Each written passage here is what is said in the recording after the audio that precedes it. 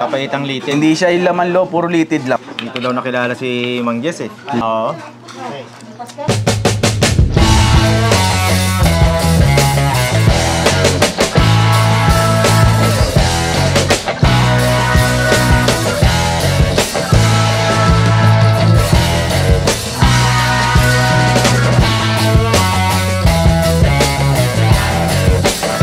Tatay Jess, mabuhay ka at salamat sa pagpapaunlak mo dito sa inyong kainan, no? Saan ng eksaktong lokasyon itong Mang Jess Sisigang? Dito to sa sa may Santa Cruz, tapat ng Philippine College of Criminology. Yung mga batang 641 dyan, yung mga suki natin. Ilang taong ka nang nagtitinda rito? Simula kami dito noong 2002. 2002. Ibig sabihin ay Bali, halos 2 dekada ka na pala rito. 22 years na kami rito. 2 dekada na nga, no? Kahit iskinita dito, Kuya Jess, pinapasok ng tao, no? Yun nga, napasok nila. Tapos pinagtatanong dyan sa labasan. Kasi meron din, meron akong page din na Mang Jess Sisigang. Okay. Tapos nag-order sila online. Lalo lumakas yung online ko nung pandemic. Okay. Kasi, di ba, sarado lahat. Walang, Ginawa ko, sisig tsaka laing lang tinda ko. Binabalot-balot ko yun. Tapos, ang dami umorder. Puro, sa lang, yung mga, yung mga rider lang. Pinipick up nila dito.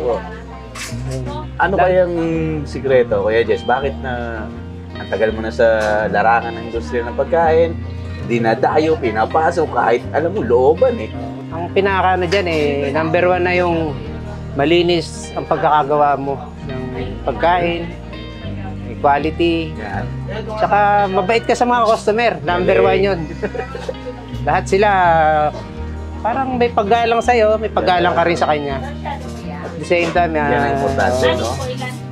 Nasabi nga sa akin ng mga kanina nga nakakasabay natin dito, Kuya Jess, ng mga nag-aaral sa PCCR ba?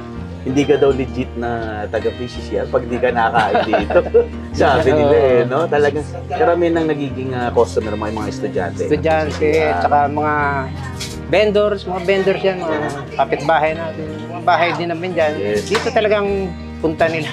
At ano ang espesyal sa Mang Jess Sisigang? Ayan, number 1 na yung sisig. Yan. Tsaka yung laing. Laing na galing pa ng Iriga. Wow. Bicol. Doon pa namin niniangkat yan. Tapos yung litid ng baka na dinadayo, maski matatanda, binabanatan nila. Ito, nakain dito kasi litid ng baka to. Wala sila man loob. At ang ginagawa mo dito, ano tong litid ng baka? Anong luto ito? Papaitan siya. Papaitan. No? Ang niya, pait niya, sa baka rin, pero yung yung abdo ng baka, yung binibili ko yun. Puro siya talaga. Yes. Kasi minsan yung iba, kumari mapait lang pero hindi naman original yung pait. Tama. No, Kuya Jess, kung sakaling may bibisita rito sa iyong karinderya, anong oras ka pwedeng bisitahin? Sisimula kami rito ng alas 7. May tinda na kami ulam dyan. Pero yung sisig ko, mga alas 10 kasi mahirap gawin yung sisig. Ano na tanghali pa, no? Mas masarap kasi kainin yung sisig na bagong gawa. Talaga. Araw-araw bago siya. Bagong chop para maano mo yung crunchy niya. Yes. Ang sisig mo nga pala dito, Kuya Jess, is yung tinatawag natin crispy. Crispy sisig. Ano? Ayun, sa mga gusto lang pumunta rito, Kuya Jess, ano ba ang aasahan nila kung sakaling bibisita sila dito sa Mang Jess Sisigang? Ayan. Kaya nga, sabi ng mga iba matagal na silang kumakain dito, pabalik-balik, hindi daw nagbabago yung yung lasa. Nako, yung galing. Kasi nga, puro bago yung tinda natin. Yun ang importante, Kuya Jess. Mabuhay ka, Kuya Jess. Maraming salamat sa iyo. Tikman ko na yung mga pagkain na yan. Tara! Mang Jess Sisigang at iba pang lutong bahay na inyong ma-order. We accept order. Sabi nga nila sa pangalan ni Mang Jess, yung kanyang karatula chef, yung kanyang tarpaulin na nakalagay dito. We accept food orders. Ayan, at mga sikat nga na pagkain dito ay syempre ang nasa hapagkainan natin ngayon, chef. Papaitan. Sisig, lackluster. Yung Laing, no? At dahil nga Bicolano si Ate Glenda, yung asawa ni Kuya Jess, ayan, meron silang niluluto or siniserve ditong laing, no? At sa mga gustong pumunta rito, sa Manjes, Sisigan at Papaitan. Ang location po nito ay 639. yun. Sales Street, no? Sales Street. Santa yan. Cruz, Manila. Ang landmark nito, Chef, yung Philippine, PCCR. no? Philippine College of Criminology. Yes. Parang ganun yata. So yun, malapit na malapit po. Sabi nga ng mga nag-aaral sa PCCR, hindi ka legit na taga PCCR kung hindi ka nakakain dito kay Manjes. At pabanin po, tinotodo na namin yung bottles namin. Napakaingay po rito ngayon dahil napakaraming tao. Ito po ay isang karinderya, no? Outside the school. Kaya nga naman napakadaming taong kumakain. Okay, tira, Chef. Papaitan Ang nila. kanyang papaitan dito ni Manjes, Chef, ay kung titignan mo, puro litid. Litid naman yung style niya. Yan, no? Papaitang litid. Hindi siya yung laman loob, puro litid lang po. Yun. Tingnan natin sabaw.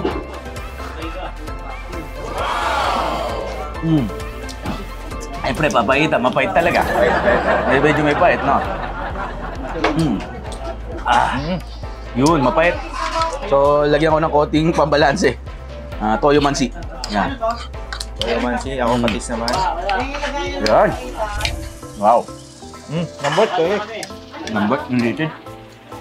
Itong litid niya, Chef, somehow, parang parehas ng bargaho. No? Pati sa lasa po, parang bargaho. Ang tama ngayon. Tingnan natin, sisig. Ang talaga nga namang dinadayong sisig, Kuya Jess. Wow. Natin. Hindi ko daw nakilala si Mang Jess eh. Sisig sa papaitan, no? Oo. Ayos ka. Basic na sisig natin mga... Oh, Jeff, lagi ko parang, Tagalog style sisig, para sa akin. Yung lasa. Para siyang, yun, crispy sisig. Crispy sisig na natin nga. Ang papaitan, ang pait po yung sabaw. Tapos, ang bargaho ng number 5. Mas na parehas. Natin yung laing.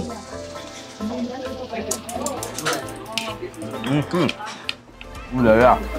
Laing. Solid, masarap. Dahil? Napaulit ako ng sisig ah. Oo nga. Ganda pagkaluto ng laing. Alam kong pagkakain ko, ramdam ko kagad di Makati. Galing magluto, marunong. Parang yung gusto kong Laing. gaing yung medyo dry. Hindi yung ano na. Ako rin. Pero tayo, Chef. Hindi yung lumalangon sa gata. Diba? Kasama-tama lang, hindi na Totoo. over na yung parang natudurog na. Hindi yun sobrang luto. Tama lang. Medyo flaky pa yung dating. Yun, no? Pero tayo, Ito sa akin, medyo bago sa akin to ulit. yung ganito. Ang magaho eh, no? Ang soup number 5. Yung mga mahilig sa tendon dyan, yan. Magugustuhan nila to. Ma. 639. Sarah Street. Santa Cruz, Manila. Lapit sa ano to PCCR, kaya po kanina, itong lugar na to, bago mag-alas 12, ay punong-puno ng tao, ng estudyante. Ang dami. Tapos, alam mo, Chef, kasi ang PCCR, diba criminology school siya, yung mga graduate dito, ngayon, official na. Sa ating PNP, o tama, no? Mga ahensya ng gobyerno, balik-balik ngayon dito, mga ano na daw, mga kernel na, mga gano'n. Binabalikan si Tatay Jess. Kasi nga naman, di ka nga daw legit na nag-aaral sa PCCR. Hindi ka doon kumain Mang dito. Jess pala eh, marami nang napagraduate na. Oo. Pag pumunta po kayo, this is a typical Filipino karinderya, no? At medyo pagka hinahanap to, Chef, medyo mahirap hanapin kasi skinita po. Papasukin niyo po. Pero worth it naman pag pumunta kayo. Ngayon, nasa gitnang side na siya ng sinita eh. Nga. Kalagitnaan ng Carles Street at Evangelista. Yun. Salapan tayo sa laking, Chef. Hindi magkakaluto. Yep. Yan na siya. Yung serving dito, Manggel, yung isang tasa, talagang puno. Alam mo, Chef, sulit, no? Kasi po pag, tinan nyo, kada halo kong ganyan. Kanina ko pa siya binabawasan. Pero nag-aangatan pa rin yung mga litid. Ayun, yung litid, sinasabi, Napakasarap niyan.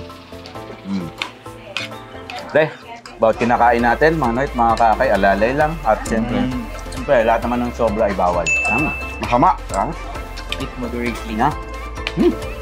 Ay, Jack, bago tayo magpaalam, salamatan natin ang mag-asawa, Kuya Jess at Ate Glenda, no, sa pagpapaunlak sa pagpunta rito. Sa kanila pong Ma'am Jess, sisigan, at lutong bahay, no? Mga iba pang lutong bahay. Meron po sila dito niyan. Supportahan po natin ang mga local karinderias natin, local na kainan, lalo po itong mga kapwa natin, kababayan, kapatid natin, mga Pilipino na nagsusumikap para taguyod ang kanilang pamumuhay, no? So, mabuhay po kayong lahat, syempre.